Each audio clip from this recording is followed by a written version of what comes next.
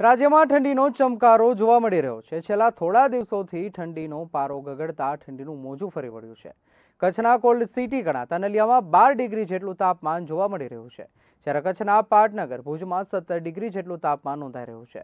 ઠંડીની સીધી અસર લોકોના જનજીવન પર જોવા મળી રહી છે। ઠંડીથી બધા લોકો ગરમ કપડાં અને તાપણાનો સહારો લઈ રહ્યા છે, જ્યારે કેટલાક લોકો વોકિંગ અને કસરત સાથે દિવસની શરૂઆત કરે છે। હજુ પણ આગામી દિવસોમાં ઠંડીનું જોર વધવાની હવામાન વિભાગે આગાહી કરી છે, જેના કારણે રાજ્યના લોકોને કાતિલ ઠંડીનો સામનો કરવા તૈયાર રહેવું પડશે।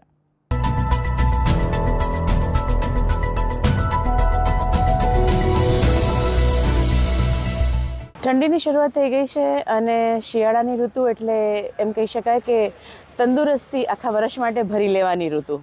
તો શિયાળાની સવારે અમારું એવું માનવું છે કે ચોક્કસ આપણે વોક માટે નીકળવું જ જોઈએ અને દરેક વ્યક્તિએ કંઈક ને કંઈક સવારના શારીરિક પ્રવૃત્તિ કરવી જોઈએ, જેનાથી એમની તંદુરસ્તી જળવાઈ રહે। શતમ જીવમ શરદ આપણામાં કહેવત છે, એ પ્રમાણે જો એક શિયાળો આપણે સરસ તંદુરસ્ત રીતે કાઢી ગયા તો આખું વર્ષ આપણું બહુ સરસ જશે। માટે મારી તમામ લોકોને અપીલ છે કે ઠંડી ભલે લાગશે પણ ઘરમાં ન પડ્યા રહેતા આપ સવારે બહાર નીકળો અને અહીંના ખુશનુમા વાતાવરણની મજા લ્યો।